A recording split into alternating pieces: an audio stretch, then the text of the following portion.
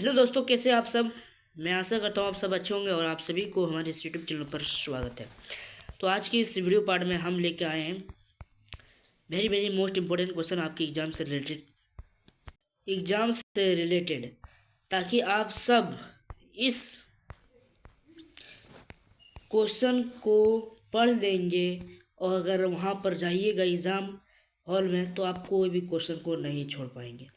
तो फिलहाल आज के इस वीडियो पार्ट में मैं बताऊंगा आपको 5 क्वेश्चन परमाणु एवं अणु क्लास 9th साइंस के चैप्टर 3 से। ओके, इसमें मैं आपको सिर्फ 5 क्वेश्चन ऐसे क्वेश्चन बताऊंगा, 5 में से 5 जो 100% एग्ज़ाम में क्वेश्चन बनाए जा सकते हैं। ठीक है, तो आंसर भी इसके साथ मैं एकदम यूनिक आंसर बताऊंगा और इस क्वेश्चन को नोट डाउन करना है और एग्जाम से रिलेटेड आपका क्वेश्चन है ये। ठीक है, तो भले ही क्वेश्चन कम है पर ऐसा क्वेश्चन लाया हूँ जो एग्जाम में आ सकता है। ठीक है, तो प्लीज़ आपसे निवेदन करता हूँ कि आप चैनल को सब्सक्राइब करके बेल आइकन को प्रेस करके, और वीडियोस आएगी और आ रही है क्लास 9 से रिलेटेड, उसे देखना मत भूलिएगा। ठीक है, अब क्वेश्चन को स्टार्ट करते हैं। और मैंने इन्फॉर्मेशन बता दिया कि 9 क्लास साइंस चैप्टर 3 केमिस्ट्री का उससे बनाया गया है।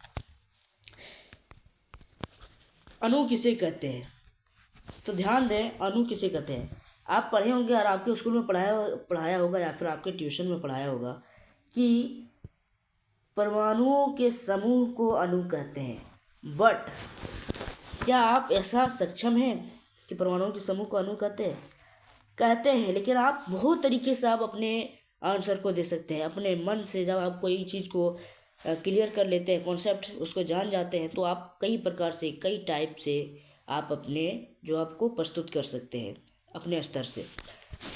तो अणु को बहुत सारा परिभाषा है। कोशिकाओं के समूह को अणु कहते हैं। कोशिकाओं से सॉरी कोशिका मैंने बोल दिया। परमाणु जब मिलते हैं, परमाणु के समूह को हम अणु कहते हैं। थोड़ा सा डिस्टर्ब हो गया, आप सॉरी क्षमा करें हमें। मैं अणु के बारे में बता रहा हूँ, केमिस्ट्री है। ठीक है, ये बायो के बारे में नहीं बताया गया है। तो यहाँ पर डिस्कस किस चीज़ की हो रही है, अणु किसे कहते हैं। तो पदार्थ को तोड़ने पर, मान लीजिए यहाँ पर कोई भी पदार्थ है, इस यहाँ पर सोना है, मान लीजिए ये सोना है आपका, तो सोना है, तो पदार्थ, सोना नामक पदार्थ को तोड़ने पर प्राप्त होने वाले सबसे छोटे कण, इसको तोड़ते जाए, विभाजित करते जाए, तो इस प्रकार से छोटे छोटे कण हमें प्राप्त होंगे। तो पदार्थ के सभी गुण पाए जाते हैं, यानी ये सोना का इसमें सभी गुण पाया जाता है।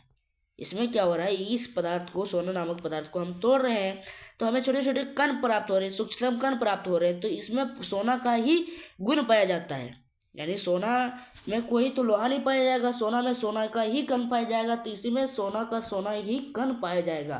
तो इसका मतलब क्या है, पदार्थ के सभी इसमें गुण पाए जाते हैं और उसी छोटे कण को हम अणु कहेंगे। ठीक है, इसे नोट डाउन कर लीजिए। सेकेंड नंबर क्वेश्चन आपके सामने में इस प्रकार का है, परमाणु किसे कहते हैं।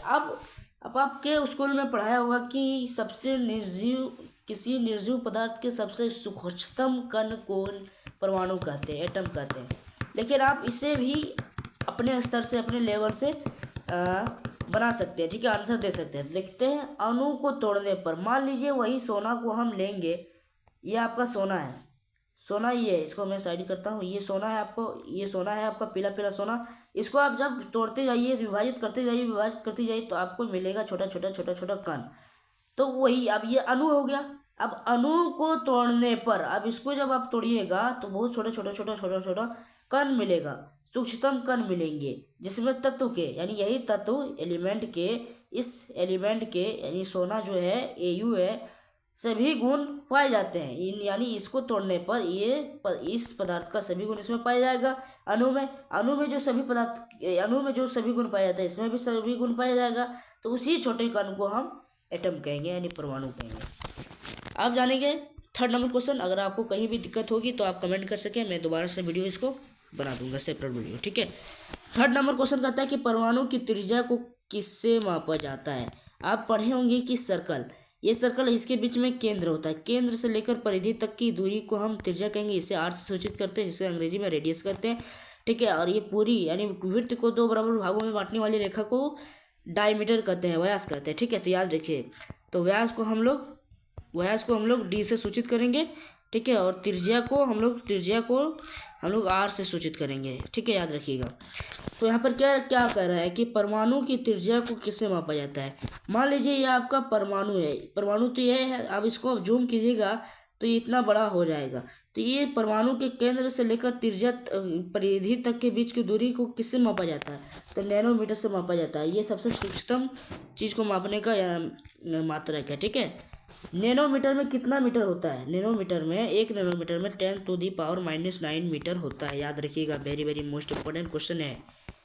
और 5th नंबर क्वेश्चन आपके सामने में इस प्रकार का है, परमाणु द्रव्यमान किसे कहते हैं। परमाणु का भी द्रव्यमान होता है, मास ऑफ एटम, ठीक है।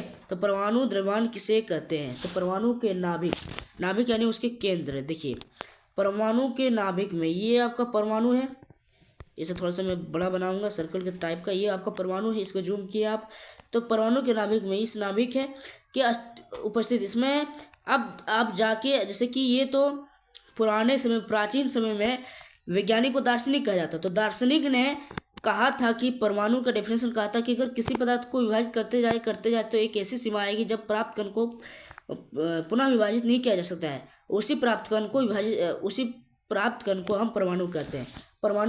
लेकिन अभी जो आधुनिक वैज्ञानिक है उन्होंने परमाणु को भी विभाजित कर दिया, जिसमें हमें 3 कण मिले हैं, प्रोटॉन, न्यूट्रॉन, इलेक्ट्रॉन। तो इसमें प्रोटॉन होता है, न्यूट्रॉन होता है, इलेक्ट्रॉन होता है, यानी इसमें नाभिक में होता है, ठीक है, परमाणु के नाभिक में। तो प्रोटॉन और न्यूट्रॉन के द्रव्यमान के योग को हम परमाणु द्रव्यमान कहते हैं, ठीक है। आई बात समझ।